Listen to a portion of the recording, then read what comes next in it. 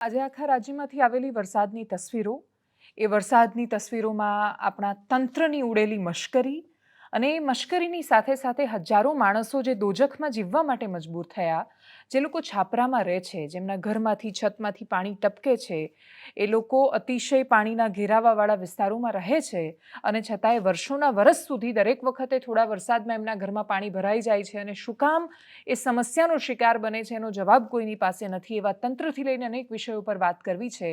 પણ સૌથી પહેલો એક પ્રશ્ન પૂછવો છે કે ભારતના સંવિધાનની પ્રસ્તાવનાનો પહેલો શબ્દ કહે છે, અમે ભારતના લોકો.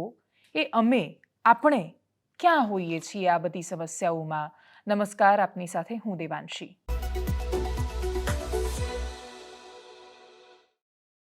રાજકોટ ટીઆરપી ગેમ ઝોન દુર્ઘટનાને 2 મહિના પૂરા થયા. એની ચાર્જશીટ, લાખો પાનાનો એ રિપોર્ટ અને એ લાખ પાનાની વચ્ચે તમે એ પાના ઉથલાવતા જાઓ તો પણ ચોક્કસ નિષ્કર્ષ પર ન પહોંચી શકાય કે આ ક્યાં રોકાતું. કોઈ એક અલ્ટિમેટ, કોઈ એક વ્યક્તિ જવાબદાર છે એવું એમાંથી ક્યારેય ફળીભૂત થતું નથી અને શક્ય પણ નથી.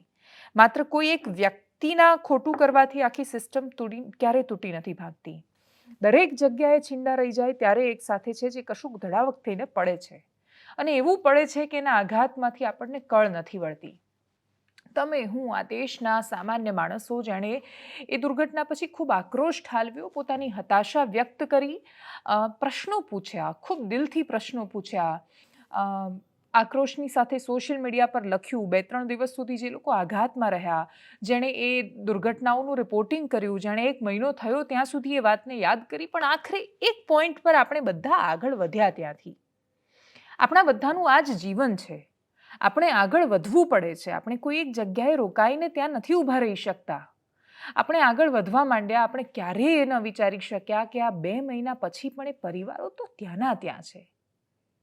મોરબીના લોકો પણ ત્યાંના ત્યાં છે, તક્ષશિલાના લોકો પણ ત્યાંના ત્યાં છે. સ્વજન ગુમાવ્યા પછી માણસ જીવનમાં ભૌતિક રીતે આગળ વધે છે, ચાલે છે, જાગે છે, ઊંઘે છે, બધું જ કરે છે. પણ છતાંય એનું મન ક્યાંક અટવાયેલું હોય છે. એ લોકો પોતાના જ એક ચક્રમાં ખોવાઈ જાય છે અને હંમેશા એ ઘટના, એ પ્રસંગો, એને લગતી કોઈ પણ વાત એમને અંદરથી વ્યાકુળ કરે છે, અકળાવે છે. આપણે એમની પીડા સમજી નથી શકતા. દૂર કરવાની વાત તો બહુ બાજુ પર છે. એટલે એમની પીડા સમજી ન શકનારા આપણે માણસોએ આખરે 2 મહિના પછી આપણે એ વાતનો જવાબ આપવો પડશે કે આપણે ક્યાં હોઈએ છીએ જ્યારે આ બધું આપણી સામે ઊભું થતું હોય છે. અમે ભારતના લોકો, આપણાથી બનેલો આ દેશ અને આપણાથી બનેલું આ લોકતંત્ર. આપણને શું ક્યારે એ વાત ઊંઘમાં ખલેલ પહોંચાડે છે કે આપણે પણ તો જવાબદાર છીએ આ સિસ્ટમના આ બનવા પર? આપણે પણ તો જવાબદાર છીએ એ માણસોના અમુક લોકોના ઢોર જેવા બની જવા પર? આપણે પણ તો જવાબદાર છીએ એ લોકોના નિષ્ઠુર બની જવા પર? આપણે પણ તો જવાબદાર છીએ એ લોકોને જાડી ચામડીના બનાવવા પર? બહુ જ સરળતાથી તમે રાજનીતિ પર દોષનો ટોપલો ઢોળી શકો છો. અમે ઢોળીએ છીએ. બહુ જ સરળતાથી તમે કોઈ ચોક્કસ અધિકારી કે ટીપીઓ સાગઠિયા એમ બૂમો પાડી શકો છો. અમે પાડી છે. પણ આ બધું આપણે સરળતાથી કરી શક્યા. જે અઘરું છે એ છે પોતાની જાતને થતો પ્રશ્ન કે આપણે કેમ ક્યારેય રોકી નથી શકતા.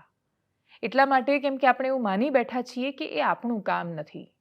તમે એવું માની બેઠા છો કે એ અમારું કામ છે. અમે એવું માનીએ છીએ કે બીજા કોઈનું કામ છે.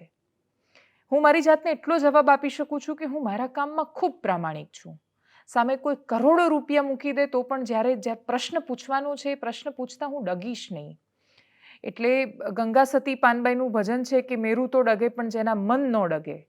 એટલે મન જો તમારું ડગતું નથી અને એ શું અચળ છે એ વાતનો જવાબ નાગરિક તરીકે આપણે આપી શક્યા કે બધું જ ડગી જાય, બધું જ હલી જાય, પરંતુ છતાંય આપણે આપણા કર્તવ્યમાં સાચા ઉતરી શક્યા, તો એનો જવાબ છેલ્લે નિષ્કર્ષ શું નીકળે છે એ જવાબ મારે તમને નથી આપવો. પણ હવે એક પછી એક ઘટના કહેવી છે. રાજકોટ ટીઆરપી ગેમ ઝોન, એને 2 મહિના થયા. એની ચાર્જશીટ, એમાં પૂછાયેલા પ્રશ્ન અને એમાં ક્યાં હતા આપણે નાગરિક તરીકે? આપણે એવું શું કરવાનું હતું કે જે ચૂક્યા, એના કારણે આવી દુર્ઘટનાઓ આપણી સામે છે? સૌથી મોટું તો આપણે પૂછવાનું ભૂલી જઈએ છીએ. આપણને પ્રશ્ન પૂછતા બીક લાગે છે અને સૌથી મોટી વાત આપણે એવું માનીએ છીએ કે કંઈ એવું બધું થોડું થાય છે, એવું તો ક્યારેક ક્યારેક થાય, એટલે છેલ્લે નસીબ પર છે એવું માનીને આપણે આગળ વધી જઈએ છીએ. નસીબ તો છે, નસીબની જ બલિહારી. કોઈના ઘરના 18 વર્ષની, કોઈના ઘરમાંથી અર્થી ઉઠી છે, નસીબની તો એમના માટે બલિહારી છે. દુર્ભાગ્યપૂર્ણ ક્ષણો હતી અને સૌથી પીડાદાયક પ્રસંગ છે એના માટે. પણ એના પછી હવે શહેરો એક પછી એક જ્યારે એમાંથી વરસાદનો ચિતાર ને તસવીરો સામે આવે એટલે સુરત શહેરમાં વરસાદ આવે, ખાડીનું પૂર આવે અને એ વિસ્તારો છે ડૂબી જાય. આખા દેશમાંથી ને બધે આંકડાઓ સામે આવે એટલે બપોર સુધીમાં હું જોઈ રહી હતી ત્યાં સુધી લગભગ 63ની આજુબાજુનો મૃત્યુઆંક હતો. અને એવું નથી કે માત્ર ગરીબ માણસ છે કે જે એ વધારે પ્રભાવિત થાય છે, પણ મૃત્યુઆંકમાં ઘણા બધા લોકો છે. એવા લોકો કે જે પોતાની ગાડીમાં જઈ રહ્યા હતા. એવો એક છોકરો કે જે ઉત્તર પ્રદેશથી દિલ્હી ભણવા માટે આવ્યો હતો, યુપીએસસીની એક્ઝામ પાસ કરવાનું સપનું લઈને જતો હતો. વોટર લોગિંગ થયું, પાણી ભરાયું, જેવો અડવા ગયો કરંટ આવ્યો ને એનું મૃત્યુ થઈ ગયું. પાણીમાં તરફડીને મર્યો એ છોકરો. એના માટે પ્રશ્ન પૂછવાવાળું તો દિલ્હીમાં એ કોઈ નથી. એ તો જ્યાં રહેતો હતો ત્યાં બહારનો માણસ હતો. ભણવા માટે આવ્યો હતો અને એ મરી ગયો. બસ એટલા જ સમાચાર છે. આવી જ એક દુર્ઘટના બેંગ્લોરમાં પણ સામે આવી. પુણેની હાલત ખરાબ છે. મહારાષ્ટ્રમાં વરસાદ, મુંબઈની પણ હાલત ખરાબ થઈ જાય છે. સરખામણીએ ત્યાં અમુક વિસ્તારોમાં સારી પરિસ્થિતિ હોય છે, સરખામણીએ જોવા જઈએ તો. ગુજરાતના મોટા ભાગના મહાનગરો આ જ હાલતમાં છે. સુરત ખરાબ સ્થિતિમાં છે, વડોદરા ખરાબ સ્થિતિમાં છે. જે ગટરો ચોકઅપ થઈ ગયેલી હોય છે, સાવ જે લાઈનો બંધ હોય છે એ ચાલુ જ નથી થતી વરસાદનું પાણી આવે ત્યાં. અને ગટર ચાલુ ન થાય, પાણી જાય ક્યાં? ઉપરથી પડી રહ્યું છે. એને કોઈ પ્રવાહ રસ્તો નથી મળતો વહેવાનો. વિશ્વામિત્રીએ જ સાંકડી નાળું કરી નાખી છે વડોદરામાં, એટલે બધું જતું હોય ગટરમાંથી. તો એ એટલી વિશ્વામિત્રી કે જેના પર સતત ગેરકાયદેસર દબાણો, બાંધકામો બધું થતું જ ગયું. ક્યાં જશે એ પાણી? જુનાગઢ શહેરમાં વરસાદ પડે તો ત્યાં તો નદી રહી જ નથી. એ પાણી ક્યાં જશે? કુદરતી બધા જે સ્ત્રોત છે એને આપણે અવરોધી દીધા છે. પણ શું માત્ર તમે વડોદરામાં એ જ શાસકો નથી જે જુનાગઢમાં છે? જુનાગઢમાં છે એ જ પોરબંદરમાં નથી, એના એ જ લોકો સુરતમાં નથી, એના એ જ લોકો ભરૂચમાં નથી, એ જ લોકો મુંબઈમાં નથી, એ જ લોકો પુણેમાં નથી, એ જ લોકો બેંગ્લોરમાં નથી, એ જ લોકો નોઈડામાં નથી, એ જ લોકો ઉત્તર પૂર્વ ભારતમાં નથી, એ જ લોકો બિહારમાં નથી, એ જ લોકો ઉત્તર પ્રદેશના શહેરોમાં નથી. અને છતાંય શું કામ આમનું આમ થાય છે? એનું કારણ કે આટલા વર્ષોમાં આપણે એ જ ભૂલી ગયા કે આ દેશના સંવિધાનની શરૂઆત અમે ભારતના લોકોથી થાય છે.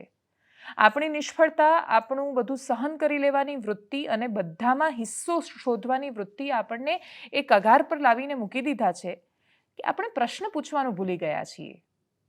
અને પ્રશ્ન પૂછવાનું ભૂલી ગયેલા અને જ્યાં જરૂર પડે ત્યાં બધું જ ચૂપચાપ સહન કરીને આટલા 75 વર્ષ પછી અલગ અલગ શહેરો છે, અલગ અલગ રાજ્યો છે, દરેક જગ્યાએ શાસકો અલગ છે, વ્યક્તિ અલગ છે, પક્ષ અલગ છે, પણ સિસ્ટમમાં કશો જ ફરક નથી. વરસાદ પડે, ગટર બંધ જ હોય, પાણીનો ભરાવો થાય ને માણસો ફસાય ને મરે જ. શહેરો બદલાય છે, વાસ્તવિકતા નથી બદલાતી. એનું કારણ કે તમને યાદ કરાવવું છે કે અહીંયા એક વોકલ કોર્ડ આવેલો છે. આ ગળું છે આપણું, અહીંયાથી અવાજો નીકળે છે. માણસ માટે એવું કહેવાય છે, વ્યંગમાં કહેવાય છે કે માણસની પાસે પહેલાં પૂંછડું હતું, વાપર્યું નહીં તો આંત્રપૂછ એટલે કે એપેન્ડિક્સ બની ગયું. એટલે આપણી પાસે અહીંયાથી અવાજ નીકળે છે. આ ગળું છે, અહીંયા મગજ આપેલું છે. આનો ઉપયોગ કરીને, શબ્દો ગોઠવીને, વિચારીને, તમને જે સારું લાગે એ બોલીને, તમારે સરકારને નથી પૂછવું, પક્ષનું સરસ સરસ બોલવું છે બોલો. પણ જ્યાં જવાબદારી નક્કી કરવાની છે, જ્યાં કશુંક રોકવાનું છે, ત્યાં વોકલ કોર્ડનો ઉપયોગ કરવો પડશે. આ ગળું છે થોડું ઘસવું પડશે. અહીંયાથી વોકલ કોર્ડ આમ કરીને ખોલો, આમ એમ કરશો એટલે અવાજ આવશે. આવે અવાજ, ક્યારેક ખોલીને જોજો. બહુ જ અઘરું નથી, આ બહુ સરળ છે, તમે કરી શકો છો. એ ખોલો અને ખોલશો તો એમાંથી અવાજ નીકળશે. અને એ અવાજ ક્યારેક આ વાતો માટે પણ કાઢવાનું રાખો. નહીં તો લઈ લેશે ભગવાન આપણી પાસેથી. પૂંછડું આપ્યું ને લઈ લીધું એ રીતે. એટલે અહીંયા ગળું આવેલું છે, આ ગળામાં વોકલ કોર્ડ્સ છે. એનું કામ જ અવાજ પેદા કરવાનું છે. એ અવાજ તમારો શરૂઆતમાં કોઈ પણ શાસકને કર્કશ લાગશે. એ અધિકારીની સાથે તમે જ્યારે સેટ થઈ જાઓ છો ત્યારે બહુ જ સાનુકૂળ પરિસ્થિતિ છે. આ કોઈ જ ઉપરથી આવેલા લોકો નથી. સરકાર એટલે કોણ? નેતા એટલે કોણ? અધિકારી એટલે કોણ? એ શું ઉપરથી કોઈ પાંખો લગાવીને આવે છે? એનો જવાબ ના છે. એ આપણી વચ્ચેથી નીકળીને ત્યાં ગયા છે. યુપીએસસીની તમે અનેક કહાનીઓ જુઓ છો ને, કે સાવ સામાન્ય ઘરમાંથી આવતો ગરીબના ઘરના છોકરા, જેના છતમાંથી પાણી ટપકતું હતું, જેના ઘરમાં લાઇટ નહોતી તો એ દીવાના અજવાળે ભણ્યા છે અને પછી એ ભણીને એમણે યુપીએસસી પાસ કરી છે અને પછી એ લોકો આઈએએસ બન્યા છે. એ આઈએએસ બન્યા પછી શું કામ ભૂલી જાય છે કે છતમાંથી ટપકતું પાણી એ કોઈ દિવસ સમૃદ્ધિની નિશાની તો નથી જ. યુપીએસસી માટે સંઘર્ષની સ્ટોરી રહેવી જ જોઈએ બસ. એવું શું કામ? શું કામ કોઈ દીવાના અજવાળે ભણે ને તો જ એ આગળ વધી શકે એવું આપણે મગજમાં સેટ કર્યું? એવી અનેક જનરેશન્સ, અનેક બેચ આવીને ગઈ. એ લોકો ધારતા તો ઘણું બદલી શકતા હતા, પણ આપણે એટલે ન કરી શક્યા કેમ કે આપણી એડજસ્ટ થવાની વૃત્તિ આપણને રોકી રહી છે. દેડકાની વાર્તા ફરી તમને કહેવી છે. દેડકાને મારવો હોય તો એને સીધા જ ગરમ પાણીમાં નાખી દો તો એ ન મરે, એ સીધો જ ઉછળીને બહાર આવી જાય કેમ કે એના શરીરની અંદર શક્તિ છે. પણ દેડકો પોતાના શરીરનું તાપમાન સતત એ પાણીની સાથે અનુકૂળ કરે છે. એની અનુકૂળની વૃત્તિ જ ઘણીવાર એને મારી નાખે છે. એટલે જો તમે એને મારવો હોય તો એને એક તપેલીમાં મૂકવાનો, અને તપેલીમાં પાણી જ્યારે 50 ડિગ્રી થાય ત્યારે દેડકો એ પ્રમાણે પોતાના શરીરના તાપમાનને એડજસ્ટ કરે, 60 ડિગ્રી એડજસ્ટ કરે, 70 કરે, પણ પછી જ્યારે ન થાય ત્યારે એ કૂદી નથી શકતો એ પાણીની બહાર કેમ કે એણે એના શરીરની જેટલી શક્તિ અને ઉર્જા હતી એણે સાનુકૂળ થવામાં વાપરી નાખી છે. અને જ્યારે જરૂર પડી છે, હવે સહન નથી થઈ શકે એવું, ત્યારે બહાર નથી નીકળી શકતો. આપણે નાગરિકો ધીરે ધીરે એ પ્રકારના દેડકા બની રહ્યા છીએ. એટલું બધું એડજસ્ટ કર્યું છે કે હવે જ્યારે બોલવું છે ત્યારે આપણે ભૂલી ગયા કે અહીંયાથી અવાજ કેવી રીતે નીકળતો હતો. હાય યાદ જ નથી અમને તો કે અહીંયાથી બોલી શકાતું હતું.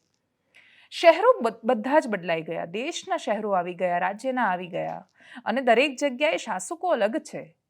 માણસો બદલવાથી વ્યવસ્થા આપણે નથી બદલી શકે એટલું તો આપણને ખબર પડી ગઈ છે. તો એનો મતલબ એ છે કે આપણે પોતાના માથે લેવાનું ભૂલી ગયા છીએ.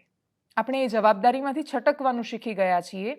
આપણે એવું માનતા જ નથી કે મારું ફેંકેલું પ્લાસ્ટિક પણ તો એ ગટરમાં ફસાય છે. આપણે તો એ માનતા જ નથી કે મારો ફેંકેલો કચરો પણ તો ક્યારેક ત્યાં જઈને ફસાઈ જાય છે. એક નાની પ્લાસ્ટિકની કોથળી પણ ફસાઈ જાય તો એ ગટરને બ્લોક કરી શકવા સક્ષમ હોય છે. આપણે ઘરમાં જે લોકો રસોડાની બાજુમાં સિંક હોય અને જો ભૂલથી ત્યાં કામ કરવા માટે આવેલા બેન એંઠવાડો ફેંકી દે ખોલીને, અને જો ક્યારેક એ ગટર ફસાઈ જાય તો એમણે જોયું છે કે બહુ જ અઘરું છે સાફ કરવું, પણ છતાંય નથી બદલાતું. અને એટલે જ આખા રાજ્યની એ તસવીરો જુઓ કે જેમાં તમે એ વિચારો કે ઉદાહરણ તરીકે ગુજરાતમાં પોરબંદરથી જૂનાગઢની વચ્ચેનો એ જે ઘેડ પંથક છે, કેટલા વર્ષોથી અડધું વર્ષ એ પાણીમાં જ ભરાયેલો હોય છે. અનેક ખેડૂતો એવા છે કે જેમની જમીનમાં નદી આવતી થઈ ગઈ કેમ કે નદીનો કુદરતી માર્ગ છે રોકાઈ ગયો. વિસ્તારો સતત ડૂબમાં જાય, ખેડૂતોની જમીનો ડૂબમાં જતી રહે, એ લોકો ક્યાંયના ન રહે. અનેક જગ્યાએથી એવી તસવીરો સામે આવે કે એક બાજુ ચાંદીપુરા વાયરસનો કહેર છે, ખતરો છે, માટીના મકાનોમાં રહેવાવાળા ગરીબ માણસોને સૌથી મોટો ખતરો છે, અને છતાંય એ લોકો અત્યારે બીમારીઓની વચ્ચે સપડાયેલા પાણીની વચ્ચે પડ્યા છે. પાણી ઓસરી રહ્યું છે, ત્યાં રોગચાળાનો ખતરો ફેલાઈ રહ્યો છે, ચારેય બાજુ ગંદકી થઈ ગઈ છે કેમ કે અનાજ પલળી જાય છે, ને અનાજ પલળ્યા પછી જ્યારે સડેલું અનાજ બહાર આવે ત્યારે કેવી તીવ્ર વાસ મારે છે એ ક્યાં ખબર એ લોકોને, જેણે ક્યારેક જોયું જ નથી પૂરની હાલત શું હોય છે. એ બહુ ખરાબ દિવસો હોય છે જે લોકો કાઢે છે એમના માટે. અને આપણે દર વર્ષે આવી સ્થિતિ ક્યાંય ને ક્યાંય જોઈએ છીએ. બિપરજોયમાં આપણે કચ્છને બચાવી શકે એકદમ સાબદું તંત્ર હતું, બધું તૈયાર હતું, ત્યારે ધાનેરામાં પાળા તૂટ્યા અને પૂર આવ્યું અને ગામના ગામ ડૂબી ગયા. અને ગામના ગામ ડૂબી ગયા પછી આજે એક વર્ષે એ લોકો અમને ફોન કરતા હોય છે કે બેન પેલી જે જાહેરાત થઈ હતી ને સહાય અમને નથી મળી, કશું કરો ને. અને પછી અમે એવો જવાબ આપીએ કે અમે શું કરીએ. એ વખતે મેં સ્ટોરી કરી, ત્યાં આવીને કરી શકાય, હવે કંઈ નથી કરી શકતા. તો આવું જ્યારે સતત થાય એ વિષચક્રમાં માણસો ફસાતા જાય અને આપણે સમાધાન ન શોધી શકીએ. આપણે આટલું મોટું રાજ્ય, આટલી મોટી અર્થવ્યવસ્થા, આટલી મોટી આપણી મહાનગરપાલિકાઓ કેટલી વાહવાહી કરે છે, એમના હોર્ડિંગ્સનો ખર્ચો ઓછો કરી દે તોય એકાદ ગામ તો બચી જાય.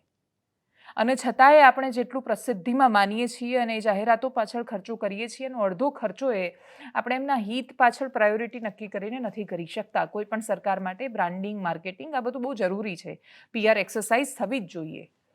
પણ સૌથી મોટી પબ્લિસિટી તો માઉથ પબ્લિસિટી હોય છે કે લોકો પોતાના મોઢેથી એવું કહે કે વાહ મારી સરકારે જબરદસ્ત કામ કર્યું.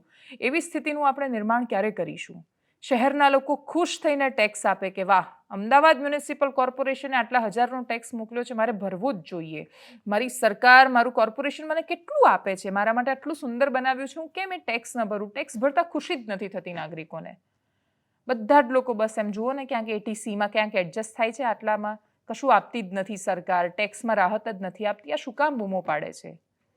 2% નાગરિકો ટેક્સ ભરે છે એ તમને દેખાય છે, પણ એટલો ટેક્સ લીધા પછી એને સુવિધા નથી મળતી એ આપણને નથી દેખાતું.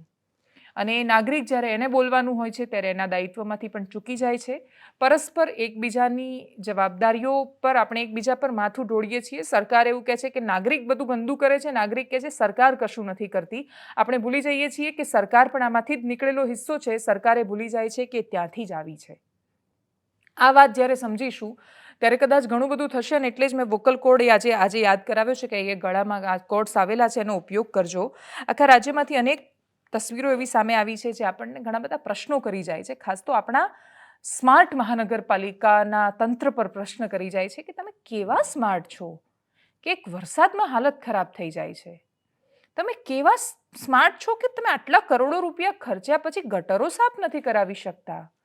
તમે કેવા સ્માર્ટ છો કે બિલ્ડરો તમને છેતરીને તે આટલા મોટા મોટા પથરા નાખી જાય છે. તમને ન ખબર હોય એવું તો બને નહીં. એ અધિકારીઓ શું કરે છે જેને આ ખબર રાખવાના પૈસા મળે છે? અને આ બધા જ લોકો અંતે આવ્યા તો આપણી વચ્ચેથી છે. તો આપણી એવી શું ત્રુટિ રહી? આપણી કેળવણીમાં, સમજણમાં આપણે બાળકને કેમ એવું શીખવ્યું કે બેટા જો તું આ સિસ્ટમનો કે આ ભીડનો હિસ્સો નહીં બને તો તું પાછળ રહી જાય? આપણે એને આવું શીખવ્યું છે એટલે એવા બન્યા છે.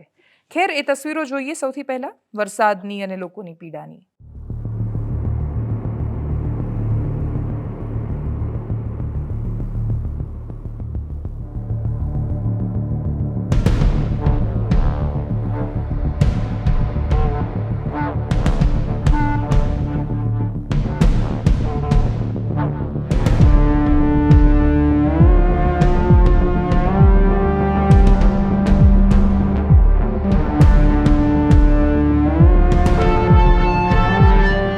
જૂનાગઢમાં પણ ધારાસભ્યને એવું મન થયું, માણાવદરના ધારાસભ્ય અરવિંદ લાડાણીને, કે ભાઈ ચલો ખબર અંતર પૂછી આવીએ. અને ધારાસભ્યને આવું મન થાય, એ ખબર અંતર પૂછવા જાય ને એમએલએ ખબર કાઢવા આવે નેતાઓને લઈને, તો એ ગામ માટે સારી સ્થિતિ છે. તો આ રીતે જ એક ગામમાં ગયા ધારાસભ્ય અરવિંદ લાડાણી. એ ગામના 70% ખેતર ડૂબમાં છે, હાલત ખરાબ હતી એ લોકોની. એમને અપેક્ષા હતી કે ભાઈ ધારાસભ્યને રજૂઆત કરશે, પ્રશ્ન પૂછશે, આમ ઘેરી વળશે, ગુસ્સો જે મનમાં ભર્યો હોય ક્યાં કાઢશે બોલીને. એ લોકોએ ધારાસભ્યની રાહ જોઈ રહ્યા હતા કે આવે એટલે આજે તો પૂછી જ કાઢવું છે, વોકલ કોડ વાપરી જ નાખવો છે. અને ગામડાઓ તો ફૂલ વાપરે છે પાછો, એમના જે કોડ્સ છે એ પૂછી નાખે. ભલે પૂછવાથી પછી ઘણીવાર ફરક ન પડે પણ તોય પૂછે. પણ અરવિંદ લાડાણી કદાચ કંઈક અલગ જ મૂડમાં હતા એટલે એ કહે છે આપણે અહીંયા પુલ પર ફોટો પડાવીને જતા રહીએ. પછી ખબર પડી કે ધારાસભ્ય ખબર કાઢવા નહોતા આવ્યા. સીએમએ કહ્યું હતું કેબિનેટમાં, બધા પ્રભારી મંત્રીઓને પણ સૂચના આપી હતી કે પોતપોતાના જે જિલ્લાના પ્રભારીઓ છો તમે ત્યાં પહોંચી જાઓ અને જિલ્લાના ખબર અંતર કાઢો, ધ્યાન રાખો, પૂરગ્રસ્ત વિસ્તારોમાં જાઓ. એટલે સીએમએ સૂચના આપી છે. હવે મુખ્યમંત્રીએ સૂચના આપી છે, ખુશ કરવાના છે, ભાજપમાં આવી ગયા છે હવે તો અરવિંદભાઈ કોંગ્રેસમાંથી, તો જવું પડશે એટલે ફોટો પડાવવા માટે નીકળ્યા. બોલો, હવે પુલ પર માવો ઘસતા આમામ કરતા કરતા અરવિંદ લાડાણી ત્યાં જાય છે. આજુબાજુમાં બીજા નેતાઓ પણ છે અને પછી લોકો ગચકાવે છે જબરદસ્ત. લોકો જ્યારે બોલે છે ને લોકો જ્યારે પોતાના વોકલ કોડ્સનો ઉપયોગ કરે છે, અવાજ કરે છે, પ્રશ્ન કરે છે, ત્યારે નેતાઓ અનકમ્ફર્ટેબલ થઈ જાય છે. એમને એવું થાય છે આ લોકો બોલી જશે અમને. અને એટલે જ આક્રમકતામાં જિલ્લા પંચાયતના એક નેતા પણ એમની સાથે હતા. એ તો સામે મારવા માટે દોડ્યા, પણ લોકો સારા એવા હતા, સંખ્યામાં હતા, અને એટલે જ એ લોકોએ ખૂબ પ્રશ્ન પૂછ્યા અને એવા પ્રશ્ન પૂછ્યા કે પછી નેતા ઊભી પૂંછડીએ ભાગ્યા. જુઓ વિડીયો.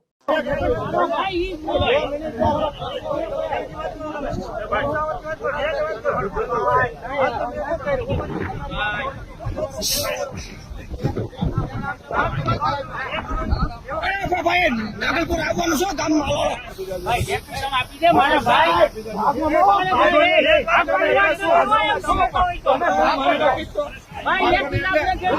પ્રમુખ તું મારી સાથે વાત કરવામાં ધ્યાન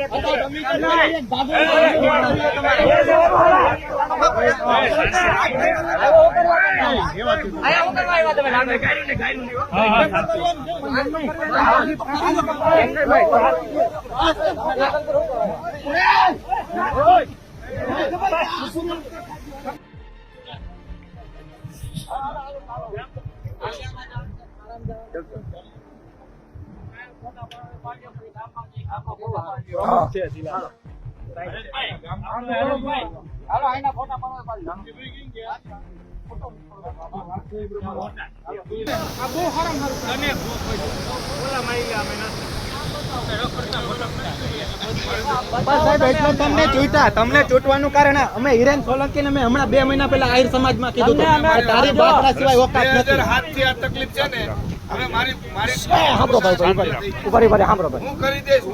હા હાલો હાલો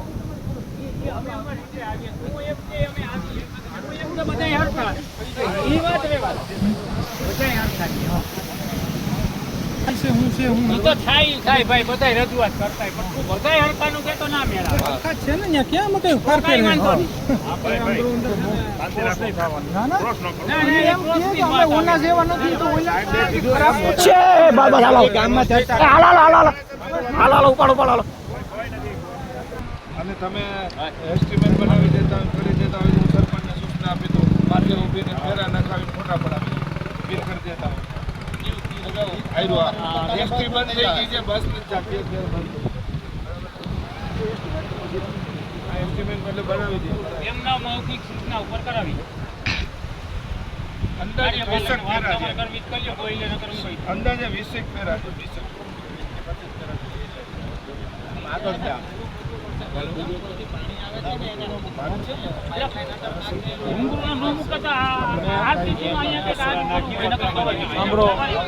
એ મસાલો મસળતા મસળતા પહોંચેલા નેતાને ક્યાં ખબર પડવાની છે કે જનતા જ્યારે પ્રશ્ન કરે છે ત્યારે એ ઊભા નથી રહેવા દેતી. કાં તો તમારે એને જવાબ આપવા પડે, નિરાકરણ આપવું પડે, ને નિરાકરણ નથી આપી શકતા તો એમની સાથે બની શકે એટલા વિનમ્ર રહીને સંવાદ કરો. આ કઈ જનતા છે એ પણ મેં આજે ક્યાંક વાંચ્યું. એમાં એ પ્રશ્ન હતો કેમ કે અરવિંદ લાડાણી તો જ્યારે ભારતીય જનતા પાર્ટીમાં ગયા ત્યારે એમણે એવું કહ્યું હતું કે હું તમારી જનતાએ કહ્યું એટલે હું જઈ રહ્યો છું. એ કઈ જનતા? આ જ જનતા જે તમને ત્યાંથી ઊભી પૂંછડીએ ભગાડી રહી હતી? જો કે આ પ્રશ્ન પૂછવા માટે અમે અરવિંદ લાડાણીનો સંપર્ક કર્યો, એમની સાથે વાત નથી થઈ શકી એટલે હું એમની પ્રતિક્રિયા ઈચ્છવા છતાં તમને નથી બતાવી શકતી. આગળ વાત એવા આખા દેશમાંથી સામે આવેલા ઘટનાની અને ઘટનાક્રમની કરીએ કે જેમાં ફરીથી આપણને થાય કે આપણે વોકલ કોર્ડ્સ એટલે કે આપણા ગળાનો ઉપયોગ કરીને અવાજ કરતા થઈ જઈએ તો પણ એ અવાજ આપણી પોતાની સામે નીકળે છે. વડોદરામાં ફરી એકવાર એક એવી દુર્ઘટના સામે આવી. ગઈકાલના ઇન્ડિયા ટુડેમાં પણ એના વિશે વિસ્તારથી અહેવાલ છે. નિમેટા રોડ પર એક બાઇક સવાર જઈ રહ્યો હતો. રવિભાઈ એમનું નામ, એમના પત્ની પણ સાથે હતા, એમની દીકરી કનિષા પણ સાથે હતી. એમના પત્ની 9 મહિનાના ગર્ભવતી. છેલ્લો સમય ચાલી રહ્યો હતો, ગમે ત્યારે બાળક આવે એની તૈયારી હતી અને એ જ વખતે 18 વર્ષથી ઓછી ઉંમરનો અને કથિત રીતે દારૂ પીધેલો એક બેફામ બનેલો નબીરો એક છોકરો કે જેને પપ્પાએ ગાડીની ચાવી ઉંમર કરતાં વહેલા આપી દીધી છે પણ એ સમજ નથી આપી કે બેટા પીને ગાડી ન ચલાવાય. એકચ્યુઅલી ગાડી જ ન ચલાવાય 18 વર્ષ કરતાં ઓછી ઉંમર હોય તો, પણ ચાવી આપી એના હાથમાં ત્યારથી જ એમણે બધી જવાબદારીઓ બાજુ પર મૂકી દીધી છે. એ છોકરો એમને અડફેટે લે છે અને કમનસીબે એ સ્ત્રી કે જેણે 9 મહિના સુધી પોતાના બાળકની રાહ જોઈ છે, જે દરરોજ દિવસ ગણતી હશે કે હવે આજે નહીં તો કાલે ગમે ત્યારે મને દુખાવવું પડશે ને હોસ્પિટલ જવું પડશે ને મારે હાથમાં મારું બાળક હશે. એ બાળક દુનિયામાં ભલે ન આવ્યું હોય, એ માના ગર્ભમાં પ્રવેશ કરે છે, એ ભ્રૂણ હોય છે, ત્યારથી માં એને ફીલ કરે છે. માં માટેનું અસ્તિત્વ હોય છે. એ 9 મહિના એને પેટમાં રાખીને ફરી હોય છે. પણ છતાંય એણે પોતાનું સંતાન ગુમાવ્યું. આવી દુર્ઘટનાઓ પછી પણ શું કોઈ પરિસ્થિતિ બદલાઈ? તો જવાબ ના છે. તથ્યકાંડ થયું, આટલા માણસો મર્યા, એને 1 વર્ષ થઈ ગયું, પણ છતાંય આજે મા બાપોને એટલી સમજણ નથી આવી કે પોતાના છોકરાના હાથમાં એ નાનો છે તો ચાવી ન જ અપાય. નથી આવતી એ સમજણ. ખબર નહીં એ લોકો શું સમજે છે પોતાને. અને બીજું, એ મા બાપો પોતાના બાળકનું અહિત કરી રહ્યા છે એની એમને કલ્પના જ નથી. કોઈમ્બતુરમાં આ જ પ્રકારનો કિસ્સો સામે આવ્યો. એક માઇનોર 18 વર્ષથી ઓછી ઉંમરનો છોકરો, એણે એક પરિવારને અડફેટે લીધો. મધ્યપ્રદેશના ગ્વાલિયરમાં એક ભયાનક દુર્ઘટના સામે આવી. નવી મુંબઈમાં પણ આ જ પ્રકારે એક અકસ્માત સર્જાયો. કાર ચલાવતો જે વ્યક્તિ હતો એ 18 વર્ષથી ઓછી ઉંમરનો હતો. ગ્વાલિયરમાં જે ભયાનક દુર્ઘટના હતી એમાં તો 9મા ધોરણમાં ભણતા છોકરાઓ ગાડી લઈને નીકળ્યા હતા અને પોતાની જ ક્લાસમેટ છોકરી સાથે ચાલુ કારમાં એ લોકોએ છોકરી પર બળાત્કાર ગુજાર્યો. 9મા ધોરણના છોકરાઓએ. હવે 9મા ધોરણની છોકરી જ્યારે ગાડીમાં બેસી હોય ત્યારે એને કલ્પનાય ન હોય કે એના સાથી, એના સહાધ્યાયીઓ જે એની સાથે ભણી રહ્યા છે લોકો આવું કરશે. અને છતાંય આવું થઈ રહ્યું છે. આપણી પાસે જવાબ છે કે આપણે ક્યાં પાછા પડી રહ્યા છીએ. આપણે એનો એક ઓલ ઓવર જનરિક જવાબ દરેક જગ્યાએ લાગુ નથી થતો, પણ છતાં એ જવાબ એ છે કે આપણે આપણા જીવનમાં પૈસાને એટલું બધું મહત્ત્વ આપી દીધું છે કે આપણે એવું સમજીએ છીએ કે બસ એનાથી જ બધું છે. અને જ્યાં સુધી આપણે એ વાતને બાજુ પર નહીં મૂકીએ ત્યાં કોઈ મતલબ જ નથી. એના સિવાય પૈસો ખૂબ મહત્વનો છે. જીવનની દરેક જરૂરિયાતો તમારી એનાથી જ પૂરી થાય છે. એ મહત્વનો નથી, એવા આડંબર કરવાનો કોઈ જ મતલબ નથી. તમે કે હું બધા કામ કરીએ છીએ એમાં જે બાય પ્રોડક્ટ છે તો પૈસો જ છે છેલ્લે. એનાથી જ આપણે આપણા જીવન સ્તરને જે પણ પ્રમાણે ઈચ્છા હોય પ્રમાણે કરી શકીએ છીએ, પણ એનાથી આપણે સંસ્કાર નથી આપી શકતા. તમે જે કરો છો એ જ તમારા બાળકમાં રિફ્લેક્ટ થાય છે. બાળક તો તમે એને જેવું કહો એવું ના કરે, તમે જેવું કરશો એ એવું કરવાનું છે. તમે જેવા છો એવું તમારું બાળક થવાનું છે. ઘણા બધા કિસ્સાઓમાં બહુ અપવાદરૂપ મા બાપ ખૂબ સારા હોય છે, ખૂબ સારા સંસ્કાર આપે છે, સંગતની અસર એના પર થાય છે, પણ છતાંય 18 વર્ષથી ઓછીના ઉંમરના બાળકના હાથમાં તમે દારૂની બોટલ ને ગાડી બે જ્યારે આપી રહ્યા છો, ત્યારે તમે માત્ર તમને તમારી પેઢીને નુકસાન નથી કરી રહ્યા, તમે કોઈ એવા સામાન્ય માણસની જિંદગી ઉજાડી રહ્યા છો જેના જીવનમાં તો ખુશી સાથે સંતાન આવવાનું હતું. પણ છતાંય આવું થઈ રહ્યું છે ને આખા દેશમાં થઈ રહ્યું છે. અને એટલે જ એનાલિસિસમાં છેલ્લે જતાં જતાં એક પ્રશ્ન તમને પૂછીને જવો છે કે આપણે જે આપણી અંદરનો અવાજ છે એને ક્યારેક દર્પણમાં આપણે પોતાનું મોઢું પણ જોઈએ.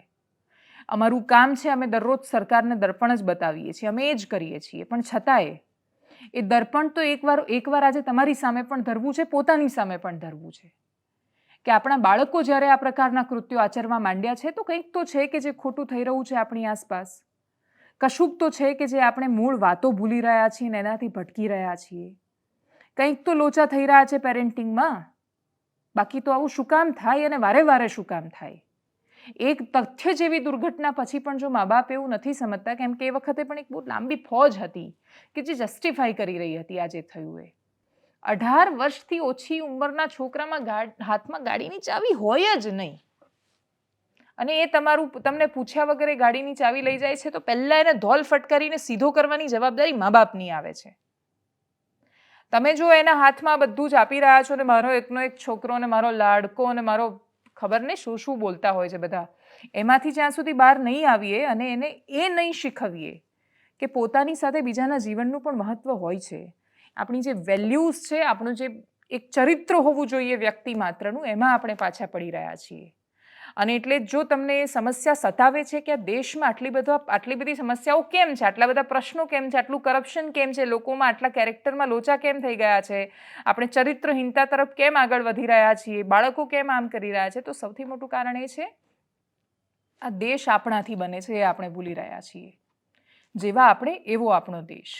અપેક્ષા રાખીએ કે વી ધી પીપલ ઓફ ઇન્ડિયા, જે આપણા સંવિધાનની પ્રસ્તાવનામાં સૌથી પહેલાં આપણે બોલીએ છીએ કે અમે ભારતના લોકો, અને પછી આપણે પોતાની જાતને બંધારણ આપી રહ્યા છીએ એના ભાવ અને ગુણધર્મો દર્શાવીને. તો એના માટે આપણે એવું માનીએ સૌથી પહેલાં એ જવાબદારી પોતાના માથા પર લેતા થઈએ. રાજકોટની ટીઆરપી દુર્ઘટનાથી લઈને વડોદરાના અકસ્માત સુધી એ વાતનો જવાબ આપીએ કે આપણે કશું કરી શકતા હતા, શું આપણે ચૂકી રહ્યા છીએ, અને કદાચ બહુ જ નાનકડી શરૂઆત હોઈ શકે છે. કદાચ આપણા તરફથી ફેંકાયેલું એ નાનું પ્લાસ્ટિકનું ઢાંકણ ગટરમાં જતાં પણ રોકી શકીએ છીએ. તો આપણે આ દેશને થોડા વફાદાર થઈ રહ્યા છીએ. એ દિશામાં આપણે આગળ વધીએ સાથે મળીને એવી અપેક્ષા સાથે. એનાલિસિસમાં અત્યારે બસ આટલું જ. જો આપ અમને યુટ્યુબ પર જોઈ રહ્યા છો તો સબસ્ક્રાઇબ કરો, ફેસબુક પર જોઈ રહ્યા છો તો ફોલો કરો, અમારા વિડીયોને શેર કરો. નમસ્કાર.